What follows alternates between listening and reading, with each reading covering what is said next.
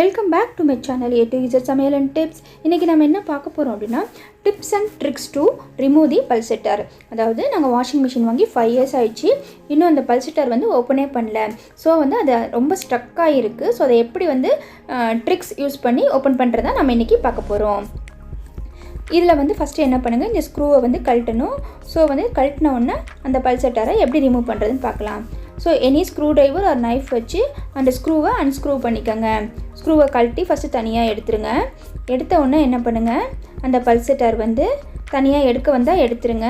இல்லை அப்படின்னா நான் என்ன பண்ணியிருக்கேன், இதில் இது ஒரு ஷூவோட லேஸு. அந்த லேஸை அந்த கேப்பில் பல்செட்டர் இருக்கிற கேப்பில் உள்ளே தள்ளி விட்டுருங்க. தள்ளி விட்டுட்டு ஜஸ்ட்டு புல் பண்ணுங்கள்.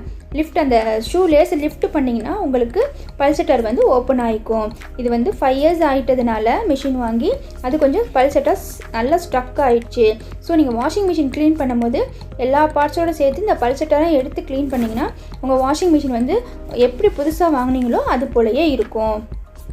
ஸோ இப்போ அதை புல் பண்ணி நான் பல்செட்டரை வெளியில் எடுத்துட்டேன். பாருங்கள் உள்ளே எவ்வளோ அழுக்காக இருக்குதுன்னு பார்க்கலாம். ஸோ உள்ளே ஒரு சேர் மாதிரி அப்படியே ஃபார்ம் ஆகி இருக்கும். இதை என்ன பண்ணுங்கள், நீங்கள் வீட்டில் இருக்கிற பழைய டூத் பேஸ்ட் ஏதாவது எடுத்து சோப் பவுடர் கொஞ்சம் யூஸ் பண்ணி அது கூட கொஞ்சம் வினிகர் அண்ட் பேக்கிங் சோடா போட்டு நீங்கள் அதை நல்லா கொஞ்சம் வாஷ் பண்ணி எடுத்துக்கோங்க அந்த இடத்த. ஸோ இப்போ நான் உங்களுக்கு காட்டுறேன் அது எப்படி சேர் மாதிரி இருக்குதுன்னு. ஸோ இது மாதிரி ஒரு பழைய டூத் பேஸ்ட் எடுத்து அந்த இடத்த க்ளீன் பண்ணும்போது பார்த்தீங்க அப்படின்னா ஸோ அது ஒரு சேர் மாதிரி ஃபார்ம் ஆகிருக்கு. ஏன் அப்படின்னா நான் 5 yearsஆக இந்த பல்செட்டர் கழட்டலை. ஸோ இப்போ தான் ஃபஸ்ட்டு தடவையாக நம்ம ரிமூவ் பண்ணுறதுனால ரொம்ப சேர் மாதிரி ஃபார்ம் ஆகிருக்கு. ஓகே ஃப்ரெண்ட்ஸ், இந்த வீடியோ உங்களுக்கு ரொம்ப யூஸ்ஃபுல்லாக இருந்திருக்குன்னு நினைக்கிறேன். ஸோ இந்த பல்செட்டரை ஃபஸ்ட் டைமாக நம்ம ரிமூவ் பண்ணும்போது எப்படி டிப்ஸ் அண்ட் ட்ரிக்ஸ் யூஸ் பண்ணி ரிமூவ் பண்ணுறது நான் உங்களுக்கு காமிச்சிருக்கேன். Bye from A to Z சமையல் அண்ட் டிப்ஸ்.